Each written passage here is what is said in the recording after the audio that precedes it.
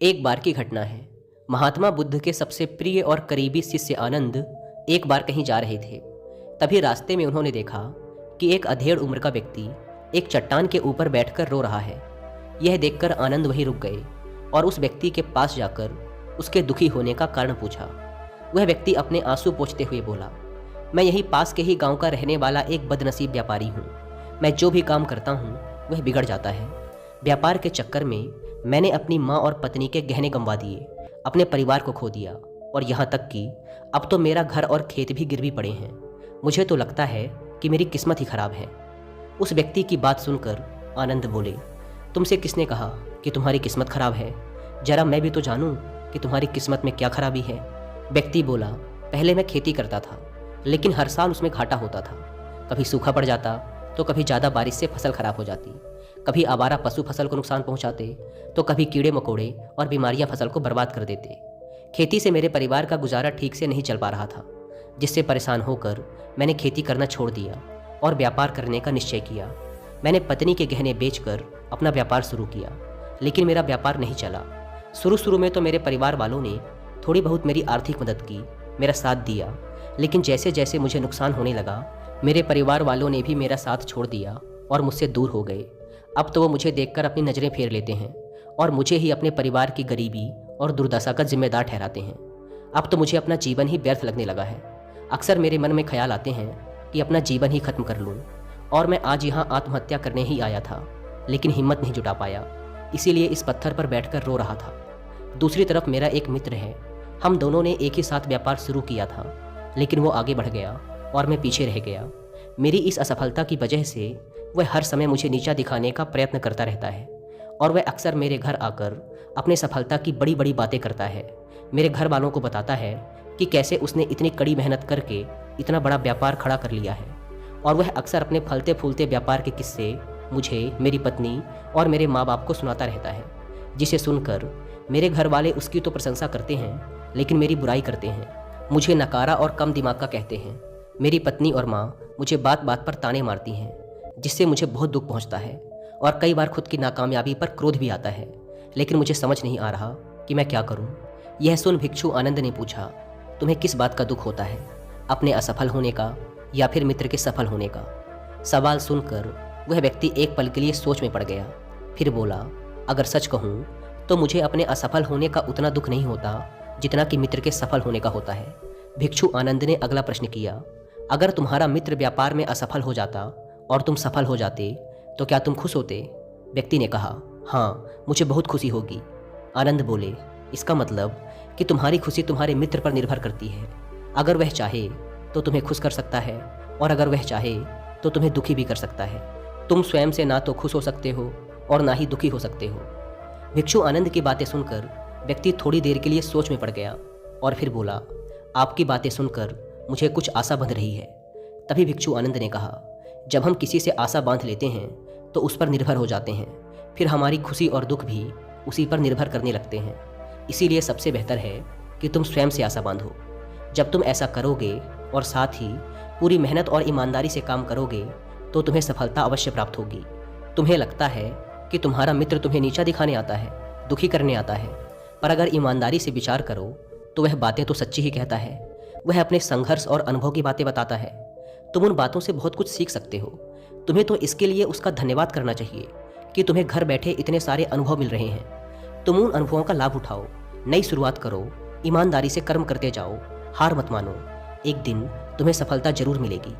आज तुम जिसे अपना बुरा वक्त या बुरी किस्मत कह रहे हो, एक दिन यह बदल जाएगी और इसी के साथ तुम्हारी सोच और विचार भी बदल जाएंगे। और देखना, जब तुम्हारा अच्छा समय शुरू हो जाएगा तब तुम्हारा मित्र भी तुम्हें अपनी सफलताओं की कहानियां नहीं सुनाएगा, तब वह तुम्हें अपनी असफलताओं और परेशानियों की बातें सुनाएगा, ताकि तुम उसकी बातें सुनकर भ्रमित हो जाओ, तुम्हारा आत्मविश्वास डगमगा जाए और तुम गलत निर्णय ले सको। लेकिन उस समय भी तुम्हें अपनी ही बुद्धि का प्रयोग करना होगा, स्वयं पर विश्वास रखना होगा।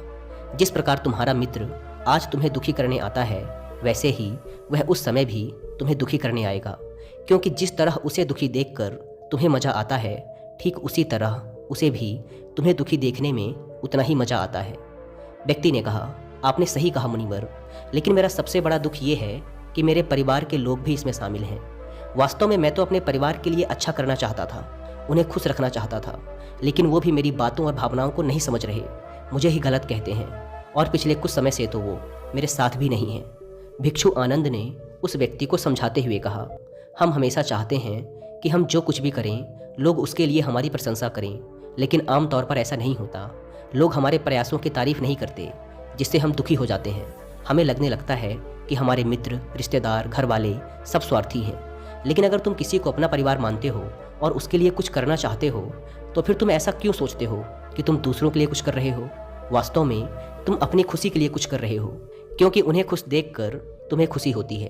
अगर ऐसा करते समय तुम मान कर चलते हो कि तुम दूसरों के लिए कुछ कर रहे हो, तो तुम दुखी रहोगे। लेकिन अगर तुम्हें लगता है कि तुम स्वयं के लिए कर रहे हो, तो तुम खुश रहोगे, क्योंकि जब हम स्वयं के लिए कुछ करते हैं या करना चाहते हैं तो हमें इसके लिए सांत्वना की जरूरत नहीं पड़ती। भिक्षु आनंद की ये बातें सुनकर उस व्यक्ति के चेहरे के भाव पूरी तरह से बदल गए। उसने कहा, आप सही कह रहे हैं मुनिवर, मैं समझ गया कि अब तक मेरी किस्मत इसीलिए खराब थी क्योंकि वह दूसरों के हाथों में थी। लेकिन अब से मैं अपनी किस्मत को अपने हाथों में रखूंगा, फिर से प्रयत्न करूंगा, पूरी लगन और ईमानदारी से काम करूंगा और जब तक सफलता नहीं मिल जाती चैन से नहीं बैठूंगा। उस व्यक्ति की बात सुनकर भिक्षु आनंद मुस्कुराए और उसे एक छोटी सी डिबिया देते हुए कहा, इस डिबिया को हमेशा अपने साथ रखना। इसमें एक ऐसा मंत्र है जो तुम्हें बड़े से बड़े दुख से भी बाहर निकाल लेगा। लेकिन इस डिबिया को तभी खोलना जब तुम्हारे सारे रास्ते बंद हो जाएं, कोई उम्मीद नजर ना आए और तुम्हें लगने लगे कि सब व्यर्थ है, यह दुनिया व्यर्थ है और यहाँ रहना भी व्यर्थ है। व्यक्ति ने भिक्षु आनंद का धन्यवाद किया और उस डिबिया को लेकर अपने घर वापस आ गया। उसने नए उत्साह के साथ दोबारा अपने व्यापार की शुरुआत की और इस बार उसका व्यापार चल पड़ा। अपनी मेहनत और लगन के बल पर बस कुछ ही सालों में वह एक बड़ा व्यापारी बन गया। उसके परिवार वाले भी उसके साथ आ गए और उसका जीवन बहुत ही सुख शांति और समृद्धि के साथ बीतने लगा। लेकिन समय और किस्मत के खेल को आज तक ना कोई समझ पाया है और ना कोई समझ पाएगा। ये सदा एक जैसा नहीं रहता, यह बदलता रहता है। उस व्यक्ति के जीवन में भी बदलाव आया। वह व्यक्ति जिस राज्य में रहता था, उस राज्य पर पड़ोसी राज्य के राजा ने हमला कर दिया। उस हमले और लूटमार में उस व्यक्ति का सारा धन भी लूट लिया गया। उसकी दुकानें और घर सब जला दिए गए। जान बचाने के लिए उसे अपने परिवार के साथ वहां से भागना पड़ा। व्यक्ति अपने परिवार के साथ कई दिनों तक इधर उधर भटकता रहा। वह दाने दाने को मोहताज हो गया। उसका बच्चा बीमार हो गया और इलाज के अभाव में बीमारी से बुरी तरह तड़पने लगा। यह देखकर उसका हृदय चीत्कार कर उठा। उसके पास अपने बेटे के इलाज और परिवार को खिलाने के लिए धन के नाम पर एक सिक्का भी नहीं था। वह अंदर से बुरी तरह से टूट गया। ऐसे में उसे एक बार फिर से निराशा ने घेर लिया। उसे लगने लगा कि उसका जीवन व्यर्थ है, सारी दुनिया व्यर्थ है। लेकिन तभी अचानक उसे भिक्षु आनंद द्वारा दी गई डिबिया की याद आई। उसने बड़ी उत्सुकता के साथ उसे खोला। उस डिबिया के अंदर एक पर्ची रखी हुई थी। उस पर्ची पर कुछ लिखा हुआ था। उस पर्ची को पढ़कर उसकी आंखों के सामने छाया हुआ निराशा का अंधेरा छट गया और वह एकदम से मुस्कुरा उठा। उस पर्ची पर लिखा था, ये वक्त भी गुजर जाएगा। दोस्तों, ये कहानी हमें सिखाती है कि समय के खेल को समझना असंभव है। ये हमेशा बदलता रहता है। इसीलिए बुरी परिस्थितियों में हमें अत्यधिक निराश नहीं होना है, आत्मविश्वास बनाए रखना है, क्योंकि समय बदलता जरूर है। आज बुरा है तो कल अच्छा भी जरूर आएगा।